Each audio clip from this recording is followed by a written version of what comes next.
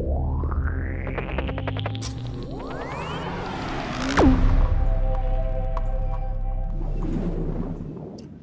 day out there, everyone in internet lands. It's time for the askLRR here on the mighty Loading Ready Run Video Entertainment Network. My name's Ian Horner, and joining me today are on my, let's get this right, this side, Ben Ulmer.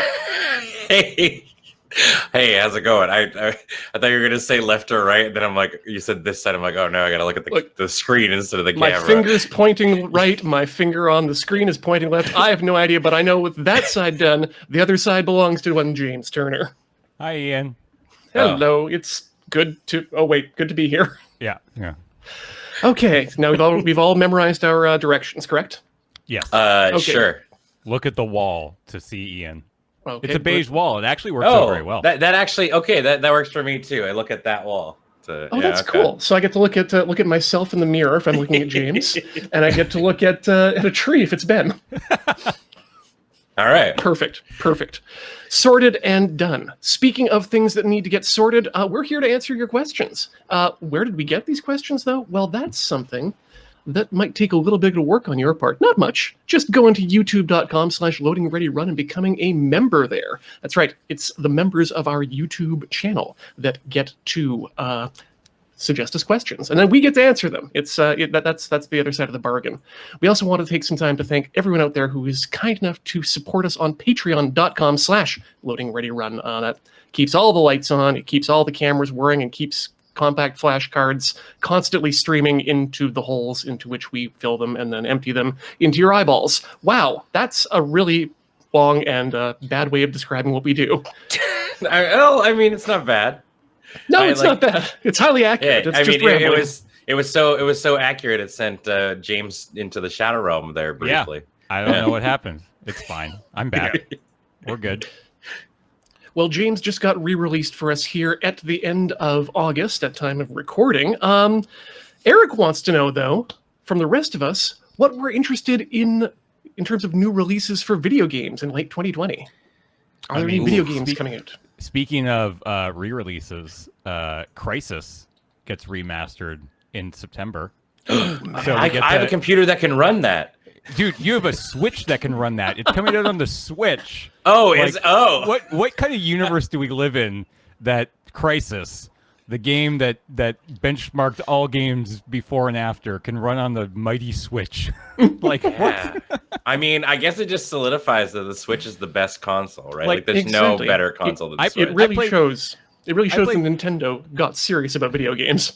I played Minecraft on the Switch earlier this week and it lagged. How is this thing going to play Crysis? Yeah, that's not a bad point. Like anytime you go online on Pokemon, like when you can go into like the wild areas and you'll see the other players kind of going around, it chugs. Yeah. Like it's so bad. It's wild how rough it goes. So yeah, I guess I'm curious to see. But I mean, like they put The Witcher on Switch, The Witcher 3.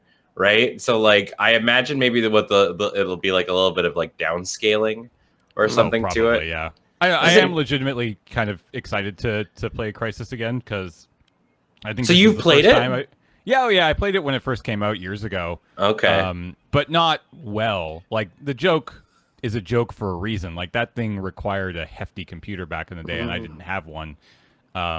And I don't know what the remastered system requirements are, but my new PC is pretty good, so I feel like I should be able to get to play it. So I'm excited. I've never played it. I only know it like as the meme. Like, is it a good video game? Like, what? Yeah. I don't actually know what Crysis entails. It's just like this myth. It's a first-person shooter. Like, I don't know. You could probably liken it to like the Far Cry series, maybe a little bit. Is it the one that had all the good graphics? Sort of, yeah, or all the good physics, rather. Yes, exactly that. It has exactly the good graphics. I can't remember if it was graphics or physics. I think it was more the graphics. Like the lighting was a big thing back in the day when it first came out. Got those big sun shafts. Yeah. But I was on the Mac at the time, so we were excited for Dark Tower. Ooh, yeah. But other than that, actually, I don't know. I mean, I'm kind of excited for Cyberpunk, right? Like, yeah, I'm like the hype for that game is real, so I'm pretty stoked to check that out whenever it comes out. I feel like it got moved back. It is this year still, right? I can't remember. I'm looking at a list. I don't know. I thought it got moved to like November-ish or something like that, but they keep doing the crunch. They seem to be deep in the crunch vibes. It's November 19th, apparently. So yeah, I'm apprehensive. Yeah. But I mean, we'll have something to look forward to after Desert Bus. Yeah, exactly. Always nice to have something on the other end of that. Yeah, I mean, I'm kind of with you there. Like, I want another game that I can get like immersed in the world, and there hasn't been a lot of those kind of like deep RPGs coming out lately that that I've been like interested in. Having like the same effect as like Mass Effect, right? Like where you just kind of get like really, really deep into it. But that being said, I mean, the second half of the Pokemon DLC comes out in just a couple of months. And it's interesting. Like, I'm conflicted about it because there was the initial backlash regarding it with Pokemon putting out DLC in general, where like, but the opposite on the other hand, it's like Pokemon used to also just put out a third entire game with new features, so you'd have to buy a whole new game and start all over. So instead, now they're releasing DLC, which is kind of cool. But it was like $30, and you got both parts of it: the Isle of Armor and the Crown Tundra. And the Isle of Armor half kind of just felt like it felt akin to like a patch, like it was like it didn't have so much content that it felt like we were paying like, I guess, a reasonable price for it. And I see that James agrees with me so much that he got sent into the Shadow Realm again. I don't understand. I don't get it. But I mean, you pay $30 for both halves of the DLC, so I'm curious. I'm excited. I'm excited to see kind of what happens, and I've been getting more and more into competitive Pokemon stuff. Cool. And so it adds like all kinds of new Pokemon back into the decks. So I think that's definitely my big excitement right there. Interesting. Good. Cool. Mm-hmm. What about you, Ian? I'm going to get into that in a second. I just had a theory as to why James had to go away there. Anytime James Turner is involved in a Pokemon conversation, he has to recuse himself for conflict of interest purposes. Oh, yes. James Turner, the art director. Yeah. I actually just found out yesterday that apparently Sega has been looking at the numbers based on their PC sales over the COVID times, and they're going to start accelerating a lot of their translations of older games to the PC. So I'm hoping that we'll see Skies of Arcadia, maybe the Yakuza 3 through 5 actually hitting the PC, but I don't think that's going to happen late 2020. For 2020, it's just a case of staying on target for me at this point. Stay on target. Right. October 2nd, Star Wars Squadrons. I am going straight down the pipe. That's fair. Yeah, that's going to be really, really sweet. That's a game that I've been waiting for. I haven't been this excited for a game in a long time now. And just getting to squat up with some of my buddies, which I have not done in years, and just fly some ships and shoot some stuff I assume down. You're going to bust out like the flight stick and stuff like that if it's compatible. Ben, I've been spending the last few Tinker Tailor episodes making the stick compatible. Oh, okay. All right. He's constructing both an X-Wing and a TIE fighter on the roof of his building. Yeah. Whichever one flies the furthest after I push them off, that's the one I'm going to fly in game. I mean, why build it? Why not simply use the Force and raise an X-Wing out of the swamp? It's true. There's a lot hanging out in the bogs around here. Yeah. We've got so many bogs in Victoria. Yeah, so many. Well, if I'm going to travel someplace to train like that, I might as well travel someplace nicer, which is something you and I both did in the, not so distant, but recent past. Jeffrey Hayes asks, Ian and Ben, as members who originally hail from a different part of Canada, did you experience any culture shock when you first came to Victoria? Everybody moves really slow in Victoria. Like, everybody takes their damn time getting everywhere. They like shuffle walk. They like have full-blown like conversations with like the checkout person and stuff. Like Victoria's like that small town that is like a slightly bigger city kind of a thing, which is cool and really great. But like, as an Edmontonian moving here, where I don't want to classify Edmonton as like a rude city, but people, like they've got a little bit of a brash personality, And so coming into that was a lot. I was just like, waiting in like a grocery store line to check out because I went to like Wellburns all the time and they don't have like self-checkout areas. And people would just have like full-blown comment, how's the kids? Blah, blah, blah, blah, blah, blah. And like they'd stop and like fully talk to one another. And I'm just like, just let me buy my pizza pops and go. Like I've got one thing in my hand right now. For me, it was a compressed sense of space. All in that same vein, it was a compressed sense of space that people don't like to travel very far. Like a 20-minute drive to a Victorian is, geez, that's the other end of town. That's 20 minutes. That's too far. Can't do that in one day.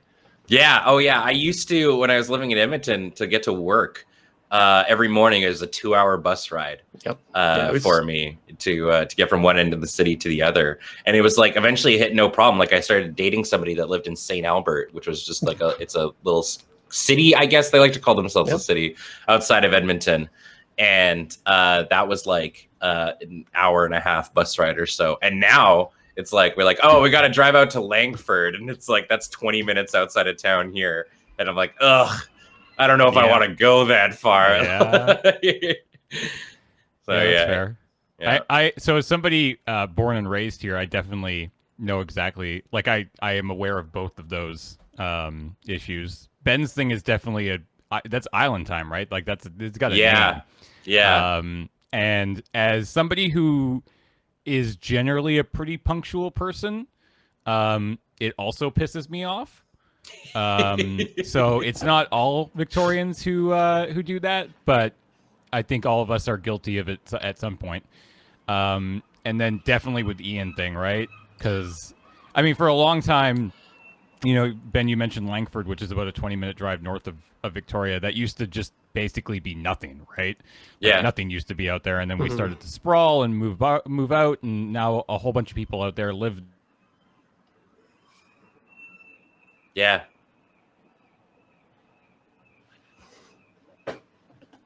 And there's a freeway there too. Yeah. Like it's like you do get to go really fast. It's not like you're driving through like residential. Like it's not bad. It's pretty interesting, but I both of the things you said are true. There's a second part that I want to bring up here, though, and I don't want to put. Well, okay, he's gone, so I'm going to put James specifically on blast here. Okay. It seems like there's something about Victoria that is culinarily different in my mind than other cosmopolitan areas. And I find this specifically in the area of Indian food. Options for Indian food in Victoria have been pretty limited from the time I've been here, but they've been growing more. We've gotten Curry Club, we've gotten a few other different Indian restaurants. But everyone here seems to judge the Indian restaurants specifically on the butter chicken.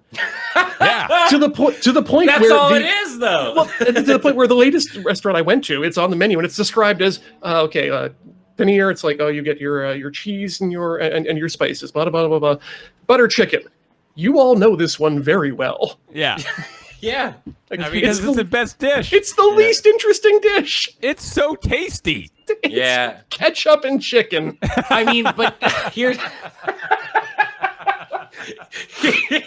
the thing, though, right? Is the reason I think that butter chicken is a good way to judge an Indian food restaurant is because of those things you said. If it's the easiest dish and it's so popular, if you mess that one up, I'm less interested in the rest of what you have to offer, I guess, right? It's like that. It's like if you went to a restaurant and they couldn't make a hamburger, you'd be like, well, I'm less inclined to try the list of things because the hamburger is like one of the easier meals to make at a restaurant.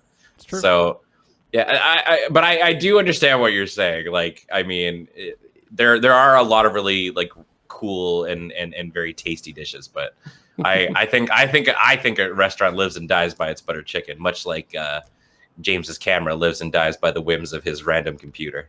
It's not my camera. I blame Paul. Oh, okay. What's he James gonna lives do? and dies by Paul. What's he gonna do? Come in here and say something? Nah.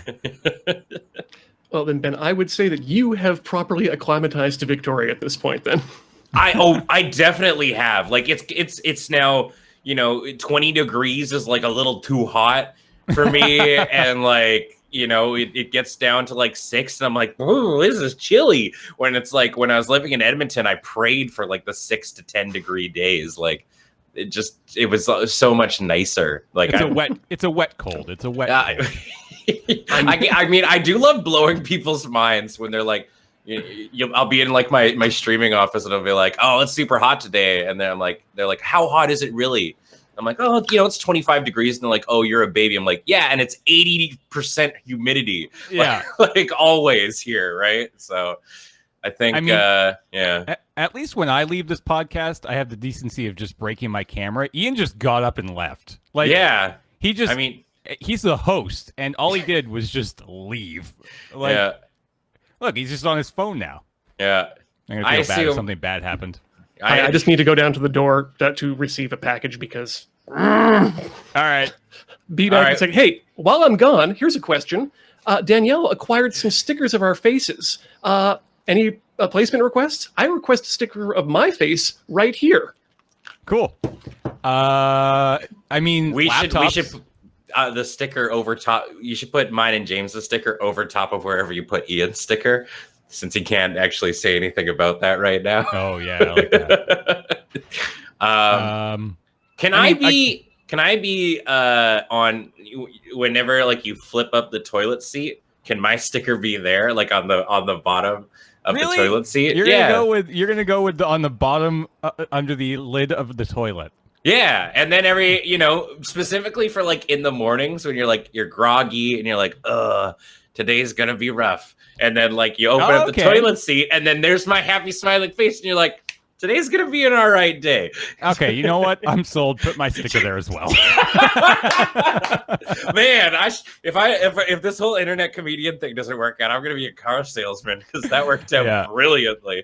I'm in. Put my sticker there as well. Yeah, and then I guess Ian's could go on the top of the toilet seat, so that way he's always like, because Ian's very like cleanly, prim and proper kind of guy and whatnot, so he'll oversee that, because I think the bathroom is the place that has the tendency to get the most untidy. At least mine does. Absolutely. I mean, okay, so here's what you do actually. Empty the toilet bowl.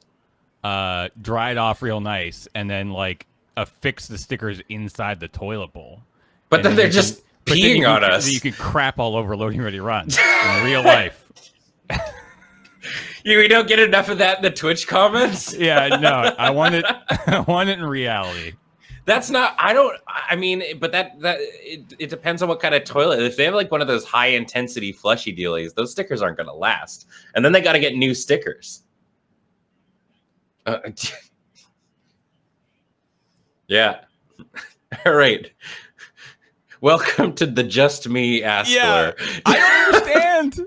I don't know what's going. It almost seems like your camera's going to sleep every once in a while for some reason. It's definitely not. Like I can see it over here. It works just fine. It doesn't freeze in the program that I'm sending it to Paul with. We've incorporated it into this episode now. Yeah, so no, it's great. This is a really good askLRR.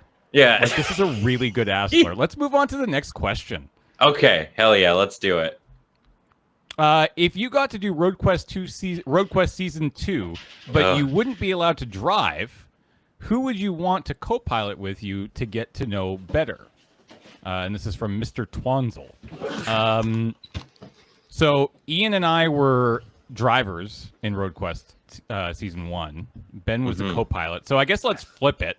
Right. Wait. So Ben, okay. So in this world, do I have a license? Yes. In this world, you know how to drive. I know how to drive. Okay.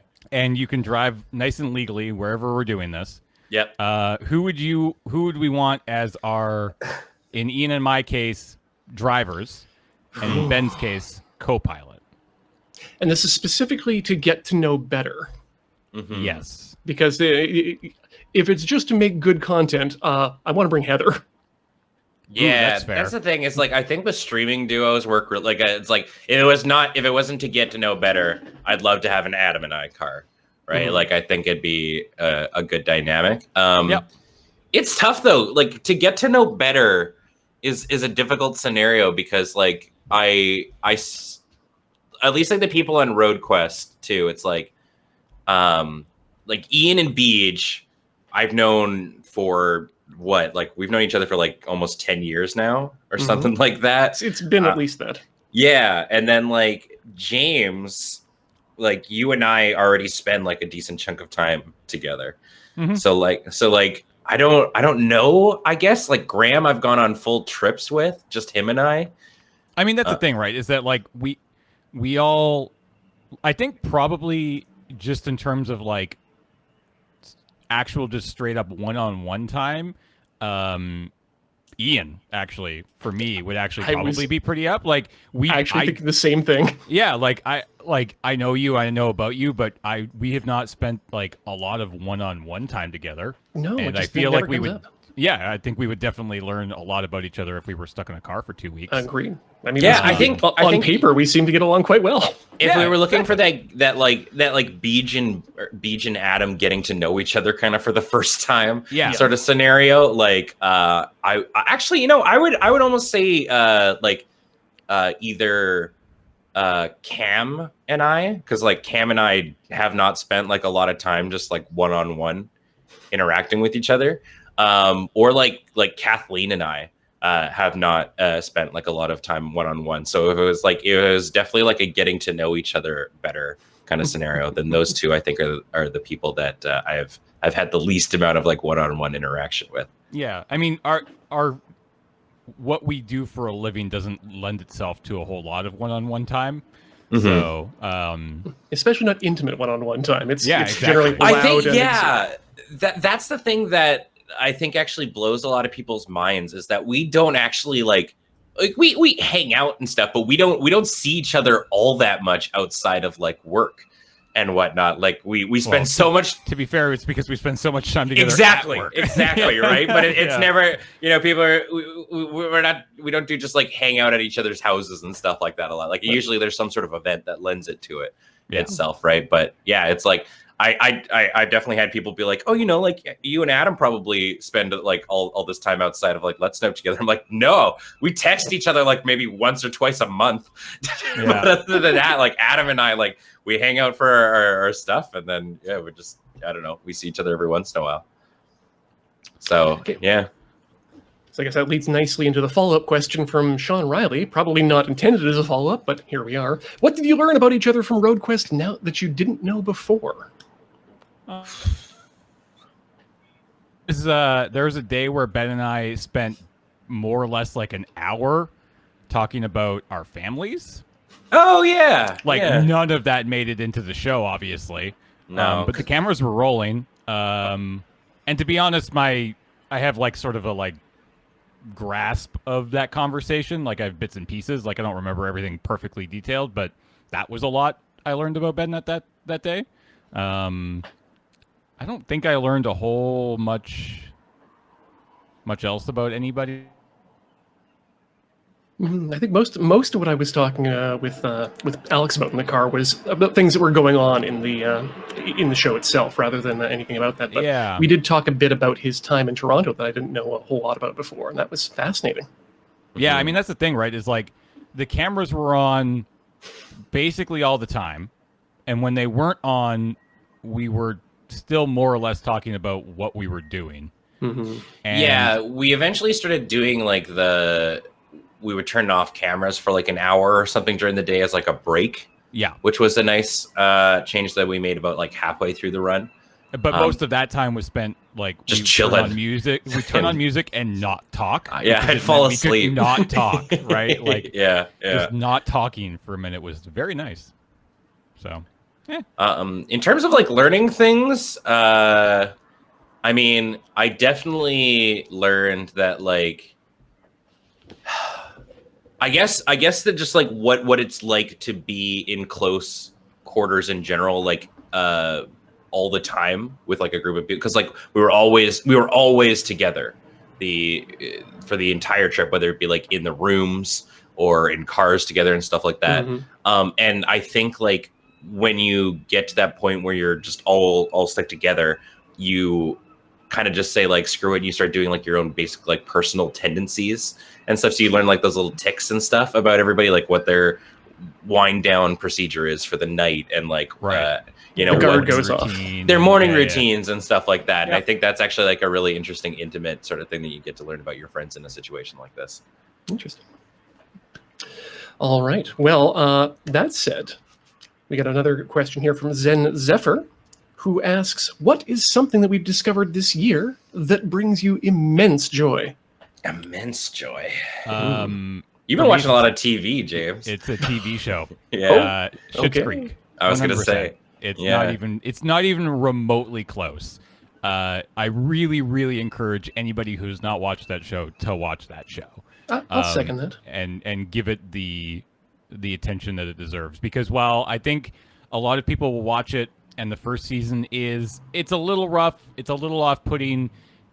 They really find their stride getting into that second season, and then it just gets better from there, and they end it on such a perfect note, and they end it on their own terms, and it's about family, and it's about love and acceptance and just a better world, right? Like it is a show that I watched a documentary about the making of the last season last night, and a lot of people pointed out they did not make a show where, because it speaks to the LGBTQ community in a very strong way, that they latched on really hard, because it's just there, right? Like it's just a part of it. There's no like overcoming it. There's not a single ounce of unacceptance. It's just a part of the world that they live in, and everybody's just like, okay, let's go. It's never a plot point. Really It's cool. baked in. Yeah, it's not. Yeah, exactly. Which is just fantastic, and I love it, and you should all watch it. And then the other show, which actually recently came out, which is also fantastic, is Ted Lasso, which should not be anywhere near as good as it is, but it's also just wholesome and funny as hell, and that's on Apple TV, and you should watch it. Ben, do you got something for us, or do you want me to go ahead? Yeah, I mean, mine kind of goes into like a little bit serious mode, but I guess this is like askLRR is kind of a potential to sort of get realsies sometimes. But I discovered the BetterHelp app, which is really cool. It is a app that connects you with therapy and therapists and stuff like that, because it's right now it's kind of difficult to do those sorts of things. And it was like super duper. I think you pay the kind of those regular sort of therapist fees that you would. So it's like $200 a month, I think. But within that month, you get connected with a therapist. You can schedule multiple sessions throughout the month. And you have this always kind of open chat. And like the person I work with, she sends me like daily messages, like, how you feeling today and stuff like that. Cool. And like little check-ins and whatnot. And I think for people who like myself, who are super busy with work, or, think that it's going to be a little bit too expensive, or any of those kinds of things, like the sort of mentality of just being able to open up your phone and being like, cool, now I have this like access to these kinds of things, was really, really helpful. Because going through like the procedure of like going into a place or emailing somebody and trying to find like the correct person is really tough. And like if you end up not, liking the person that you get paired up with, you just get to repair. Like there's no additional like fees or anything like that. And it makes finding like the right person for you really, really helpful. So yeah, I mean, if there are people like me who have been like, I should probably look into something like this. It was really cool, and it definitely like helped me out, like when I took the my break off of like streaming and stuff like that. It was really, really nice. So hopefully maybe that helps some people who might be looking for something like that. That sounds amazingly convenient. Yeah, it's super. It is. It's super easy. Yeah, and you can do like the video chats for your sessions. You can just do text if you don't feel comfortable talking on the phone, because I know I don't sometimes feel comfortable talking on the phone. Yeah, it's very cool. Rad. My thing is just I was going to use a TV show, but I'll save that for the next question, because the thing that's given me the most joy this year, I think pound for pound, was a recipe I discovered on Serious Eats for crispy kimchi skillet rice. Super easy to make. You make 3 1/3 cups of uncooked rice. Make that in your normal way. Use a rice cooker. Layer it down inside a skillet, cast iron skillet that's been lined with butter. Put your oven at 400 degrees. Lay down about a half cup as much as you want, mozzarella cheese on top of this rice, which has been impregnated with Korean gochujang hot sauce and some soy sauce, and some rice vinegar. That's it. Anyway, you bake it all up. It's crispy, it's cheesy, it's chewy, it's super easy to make, and it has been delicious every time I need a quick and easy meal. Awesome. I actually, in that same vein, I discovered this like easy quesadilla recipe that I've been doing like weekly for lunches and stuff, which has just been like, you just soak a bunch of red onions in balsamic vinaigrette for like 10 minutes or so, drain it, fry them up, put the two pitas on a pan, let them start heating up. Then you layer your chicken, your cheese, and then your onions, flip them over, and then just get them on both sides. And it was just like the balsamic vinaigrette on the with the onions just kind of really adds this flavor that you don't really need to add much else to them. Yeah, and it's like a 20-minute meal. I've made like 50 boxes of craft dinner this year. Only? Man, you got to catch up to Nicole. She's easily in the hundreds. Yeah, wow, actually. That's less than 2 a week. You're slipping. Yeah. All right. Well, you know what? Let's go from food for the mouth to food for the eyes. And Pat Morberg wants to know, at time of recording, what is your favorite anime? James, before you answer, what is your favorite animated TV show not from Japan? Oh, can I answer both parts of this? Each day I learn some No, more. you said it was like done. You wanted it to be done. Why?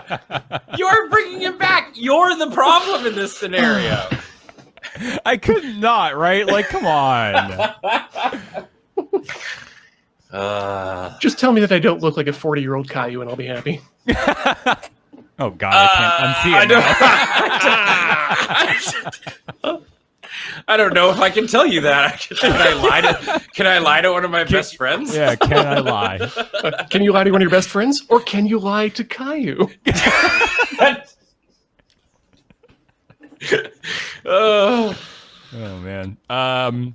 What's my favorite not Japan anime? Not Japanimation. Not Japanimation. I don't actually know.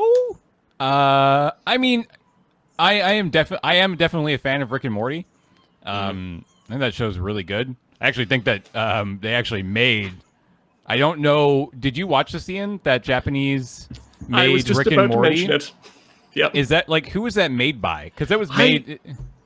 I think that was made by a Japanese studio. I don't recall offhand, but yeah, I think that's legitimate. Yeah, like I think it was made by a Japanese. It wasn't just like the normal Rick and Morty team doing an animation thing. Well, did it, and it was fully in weird. Japanese. It was weird as hell. But I really liked it, and yeah, I remain a fan of Rick and Morty. I think it's just a very fun show. So, 100%. Cool. Ben, do you want to round us out at the end, or do you want to take the next? Sure. I can. Once again, Serge comes into this channel. Serge, we are definitely recording an askLRR. I moved him down into another crew channel. But, oh, there he goes. All right, perfect. Good. This is the best production quality here. So if I could, I'd love to put both sides of the question. I don't have a problem with that. In fact, you know what? I'm going to do the same thing once you're done. All right, great. So like for the longest time, my favorite anime was Beck Mongolian Chop Squad. It's great. It's a music anime, and it's awesome. But then I got to watch Dorohedoro. And it is so good. Everything about that show just makes me so happy. I don't know if it's my favorite and taking over, but it's pretty high up there. It's awesome. It's a very, very good show. Especially since I've been getting kind of like tired of anime lately, and like a lot of the tropey archetypey stuff really puts me off. And it kind of blows those out of the water, which is nice. In terms of my favorite animated TV show, recently it's actually there's a new show that's been coming out called The Owl House, and it's made by Dana Terrence, but features a lot of the vibe of like Gravity Falls in it. Alex Hirsch, who created Gravity Falls, voices one of the main characters, and has shares a lot of those voices. But it's basically a show about a girl named Luce who gets transported, or she goes through this door and goes into a world called the Boiling Isles, and it's a place where like fantasy and witches and stuff are all around. But it's very like, it kind of has like that Rick and Morty vibe of like all the monsters are grotesque and stuff like that are within it, but still being like kind of like a show with like the same sort of age range as like, you know, Steven Universe or She-Ra. And it's really good, and it's got big gay energy, and it's very cool. I definitely recommend checking it out. It's sweet. Cool. I can definitely follow on to your comments there about tropey shows being kind of forefront these days. There's not much in the current season that I'm watching at all, except for Japan Sinks, which I still need to catch up on. But I'm going to say that my favorite at this very moment, Japanese animation, I'm going to say is Space Brothers. It's a story from it's a show from a number of years back, 2012 actually. But it describes, I describe some of my favorite anime as shows about adults doing adult things. And this is about a guy who is working at a car design studio. And his brother and he used to have dreams of becoming astronauts when they were kids. And his younger brother, actually started that process off. And he's going to space. And the one brother who's working at the car studio, he hears his boss talk bad about his brother, like, oh geez, he's disrespecting Nippon or something like that. So he headbutts him and gets fired from being a car designer and says, well, fuck, what am I going to do? Well, I guess I'll just apply to be an astronaut. And you get to see, you get to see in actual fact what the preparation for being an astronaut is like. They worked together with the Japanese space industry and NASA to provide a realistic portrayal of it. And it's beautiful, it's heartwarming, it's all about people reaching for the stars, literally, and then achieving their goals. And it's just so inspiring, so much fun, and so familial that I feel like I've got a bit of a parallel with my brother who went to Japan with this sort of series. That's awesome. Cool. I think I remember seeing it briefly, like before I moved to Victoria, and maybe I was here for like Desert Bus or like a convention or something, and I was staying at your house. Mm-hmm. And like, I definitely would have shown that to you, I think. Yeah. I definitely, I remember. It sounds familiar anyway.